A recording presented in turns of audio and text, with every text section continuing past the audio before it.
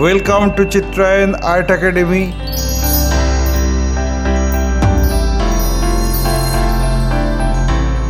Today I am going to show you how to draw and paint Good Friday on oil pastel. Let's start. At first I am drawing the rough sketch of the composition. After finishing the rough sketch, then I am going to finalize the drawing with a single line. My earnest request to the viewers of my channel, watch this video till end. Don't skip the video. You can follow my drawing step by step.